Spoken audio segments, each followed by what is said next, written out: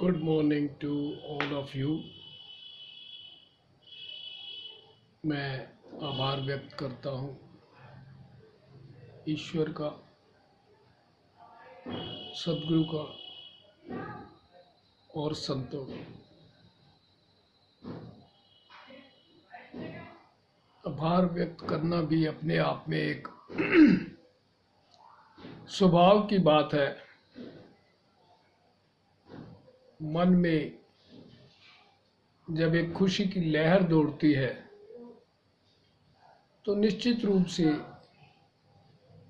हर इंसान वो ये देखता है कि ये लहर कहाँ से आ रही है।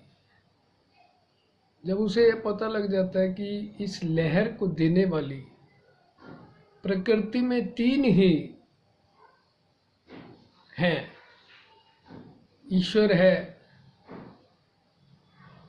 जिसने हमें आत्मा दी, सोल दी और श्वास दी,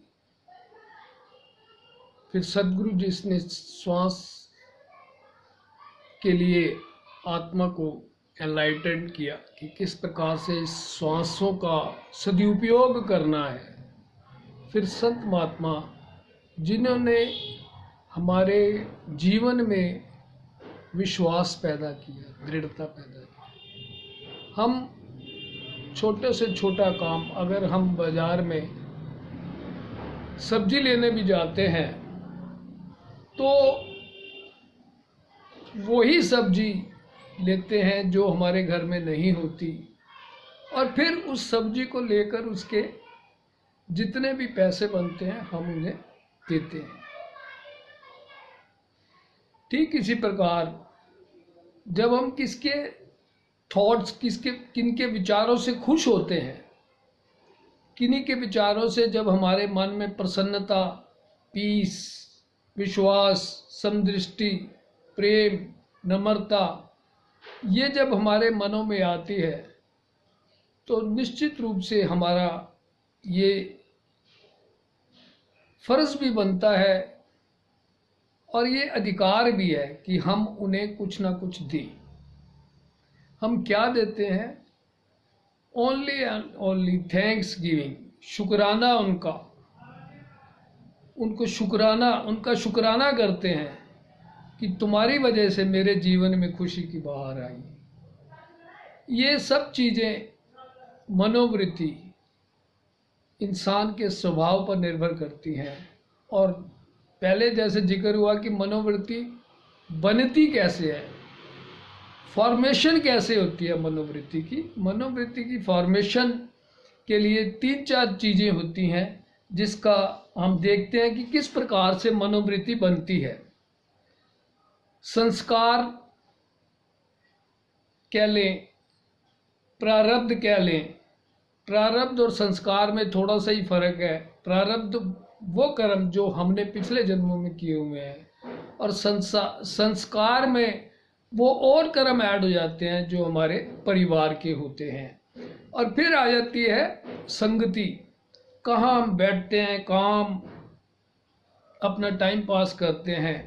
और फिर इसके साथ साथ हमारी सराउंडिंग, एक्सटर्नल सराउंडिंग, जहाँ हम रहते हैं, एक्सटर्नल सराउंडिंग भी इसमें अपना पार्ट प्ले करती है।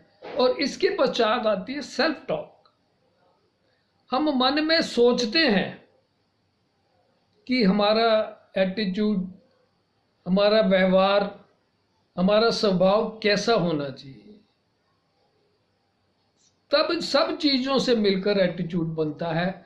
और किस प्रकार अच्छे स्वभाव में और बुरे स्वभाव में, अच्छे एटीट्यूड में और बुरे एटीट्यूड में अंतर होता है। अच्छे स्वभाव वाला व्यक्ति अपने पास आने वाले को अच्छी बातें बताकर ईश्वर से जोड़ने का कार्य करता है, सदगुरु से जोड़ने का कार्य करता है, संत महात्माओं से जोड़ने का कार्य करता है। और बुरी प्रवृत्ति वाले लोग खुद तो मन से तो निराश ही रहते हैं, चाहे वो सामने से पता लगे कि बहुत बढ़िया है, लेकिन मन से वो निराश रहते हैं और अपने पास आने वाले का शोषण तो करते ही करते हैं, साथ में समाज का शोषण भी करते हैं। ये बुरी प्रवृत्ति वाले जो इंसान है हर युग में हुए हैं, चाहे वो सतयुग रहा हो, द्वापर रहा हो, त्रेता रहा हो या फिर कलयुग। सतयुग में हम देखते हैं किस प्रकार से हिरण्यकश्यप कि मेरे को ही पूजो, मैं ही हूं, अहंकार से भरे हुए हिरण्यकश्यप ने अपने पुत्र तक को मारने की कई उपाय किए, लेकिन कामयाबी हासिल नहीं हुई। सिर्फ यही भक्ति के बल पर तो ठीक है, भक्ति के बल पर उन्होंने रिद्धि सिद्धि प्राप्त कर ली कि ना मैं अंदर मरूं, ना बाहर मरूं, ना ऊपर मरूं, ना नीचे मरूं, ना शस से मरूं, ना अस से मरूं। ये सिद्धियां प्राप्त करने के पश्चात भी वो कुछ नहीं कर पाए। काल नरसिंह अवतार लेकर खंबे से प्रकट हुए और वहीं से उसकी शर्तों के हिसाब से जो शर्तें उन्होंने रखी हुई थी, हिरण्यकश्यप ने रखी थी जो शर्तें, उन शर्तों के हिसाब से उसका वध कर दिया। सतयुग में भी ऐसा हुआ। फिर जब हम त्रेता की बात करते हैं, त्रेता में रावण बलि ने भी अपनी भक्ति के आधार पर ही उन्होंने भी अपने आप को श्रेष्ठतम बना दिया था। समझने लगे थे कि मैं श्रेष्ठतम हूं, मेरे पास हर तरीके का वर है, मैं सब कुछ कर सकता हूं। और एक बार वो यज्ञ कर रहे थे तो उन्होंने कहा कि मैं 108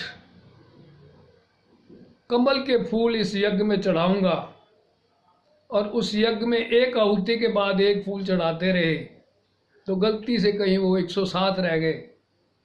जब उन रावण ने देखा, प्रकांड पंडित रावण ने देखा कि ओहो यहाँ तो एक फूल कम हो गया है, तो उन्होंने अपना सर काटकर हवन में चढ़ा दिया।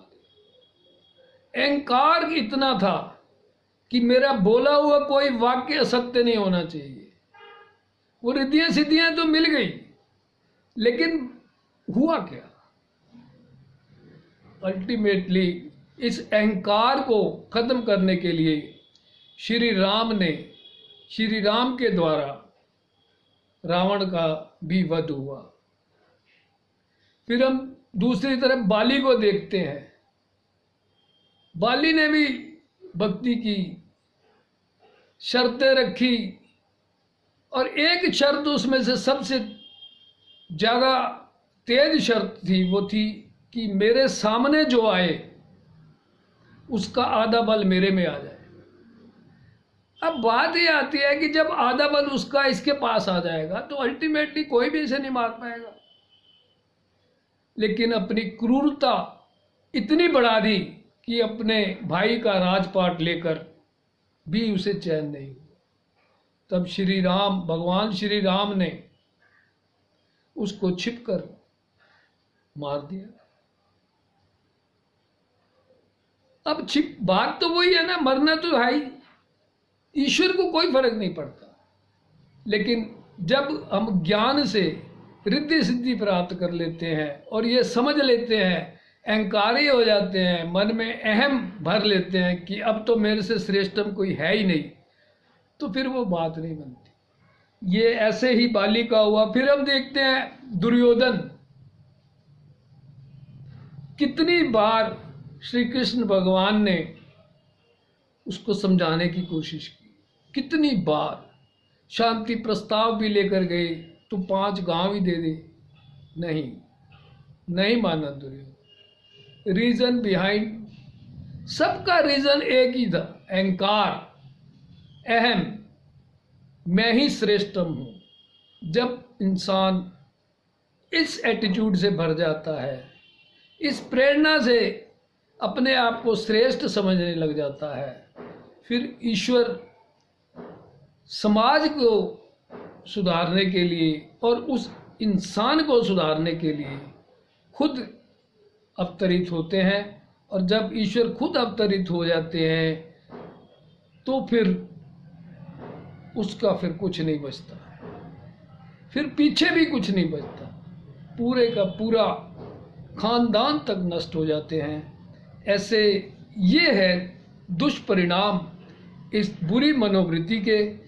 हाँ, ये ठीक है कि मनोवृत्ति चेंज हो सकती है, लेकिन चेंज करने की ताकत सिर्फ और सिर्फ संत महात्माओं में होती है, सिर्फ और सिर्फ सद्गुरु में होती है, जो साकार रूप में ईश्वर ही होते हैं।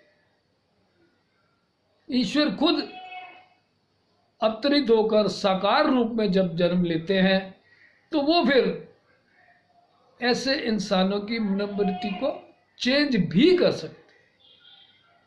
तो ये चर्चा, चेंज करने वाली चर्चा, मनोवृत्ति कैसे चेंज होती है, कौन इसे चेंज कर सकता है, ये पूरे का पूरा वृतांत अगली वीडियो में चर्चा में आएगा। आज बस इतना ही। Thanks giving to all, thank you to all, thanks again.